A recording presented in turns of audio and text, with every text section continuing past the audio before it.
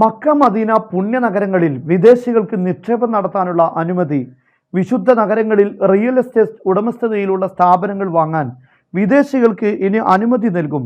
ഇതര വിഭാഗങ്ങൾക്ക് പ്രവേശനാനുമതി പോലും ഇതുവരെ ഉണ്ടായിരുന്നില്ല.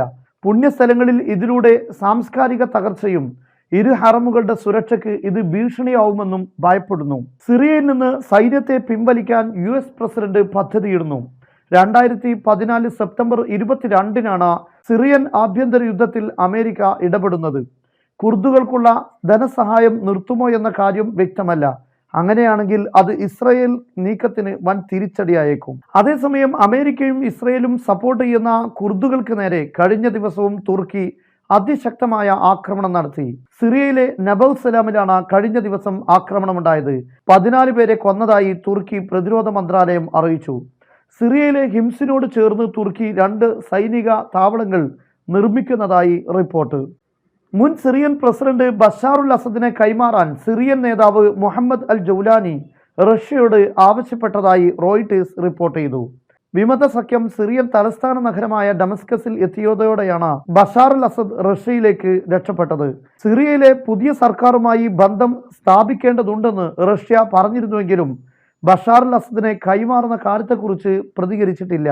ഇറാൻ മാധ്യമ പ്രവർത്തകനെ ഇസ്രയേൽ ഗസയിൽ വെച്ച് പിടികൂടി. കുടുംബം ആഗ്രഹിക്കാത്തതുകൊണ്ട് പേര് വ്യക്തമാക്കിയിട്ടില്ല. എന്നാൽ ഇതുമായി ബന്ധപ്പെട്ട ഒരു സ്ഥിരീകരണവും ഇസ്രയേലിൽ നിന്ന് ഇതുവരെ ഉണ്ടായിട്ടില്ല. നയതന്ത്ര ബന്ധമില്ലാത്ത ഇസ്രയേലിലേക്ക് അദ്ദേഹം എങ്ങനെയാണ് പ്രവേശിച്ചത് എന്ന കാര്യവും വ്യക്തമല്ല. ഫലസ്തീനികളെ നിങ്ങളുടെ രാജ്യങ്ങളിലേക്ക് സ്വീകരിക്കാനുള്ള അമേരിക്കൻ പ്രസിഡന്റിന്റെ നിർദ്ദേശം അംഗീകരിക്കാൻ അറബ് രാഷ്ട്രങ്ങളോട് ആവശ്യപ്പെടുന്നതായി ഇസ്രായേൽ സുരക്ഷാ മന്ത്രി ബിൻ ഗവീർ. അവരുടെ നല്ല ഭാവിക്കായി ബോർഡർ തുറക്കണമെന്നും അദ്ദേഹം കൂട്ടിച്ചേർത്തു. എന്നാൽ ജോർദാൻ, ഈജിപ്ത് തുടങ്ങിയ രാഷ്ട്രങ്ങളിൽ ഫലസ്തീനികളെ സ്വീകരിക്കണമെന്ന US പ്രസിഡന്റ് ഡൊണാൾഡ് ട്രംപിന്റെ പ്രസ്താവന അദ്ദേഹം കഴിഞ്ഞ ദിവസം വീണ്ടും ആവർത്തിച്ചു. തുർക്കി തലസ്ഥാനമായ അങ്കാറയിലെ പ്രസിഡൻഷ്യൽ കോംപ്ലക്സിൽ ഹമാസിന്റെ നേതൃത്വത്തിൽ നിന്ന് ഒരു വലിയ പ്രതിനിധി സംഘത്തെ ഉർദുഗാൻ സ്വീകരിച്ചു. ഇസ്രയേലിന്റെ അത്യാധുനിക സൗകര്യങ്ങൾ ചെറുത്തു തോൽപ്പിച്ച നിങ്ങൾ ധീരന്മാരാണെന്നും അദ്ദേഹം അവരെ അഭിനന്ദിച്ചു. ഗ്രീൻലാൻഡിലേക്ക് സൈന്യത്തെ അയക്കാൻ തയ്യാറാണെന്ന് ഫ്രാൻസ്. ഗ്രീൻലാൻഡ് നിയന്ത്രണം ഏറ്റെടുക്കുമെന്ന് US പ്രസിഡന്റ് ഭീഷണി മുഴക്കിയിരുന്നു. ഇതിനു പിന്നാലെയാണ് ഫ്രാൻസിന്റെ പ്രസ്താവന. യൂറോപ്പിനും ട്രംപിനുമിടയിലെ ഭിന്നതയാണ് ഇതിലൂടെ പുറത്തുവരുന്നത്. അമേരിക്കയുടെ F-35 യുദ്ധവിമാനം തകർന്നു വീണു.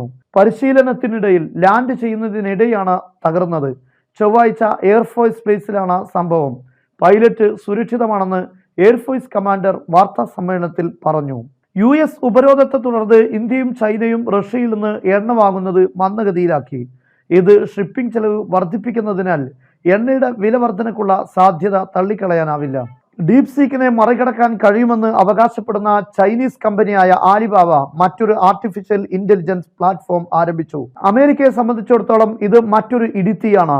നിലവിൽ 1.5 ട്രില്യൺ നഷ്ടമാണ് ഡീപ് സ്പീക്ക് US-ന് ഉണ്ടാക്കിയത്. സവർഗരതിക്കെതിരെ ഉർദുഗാൻ.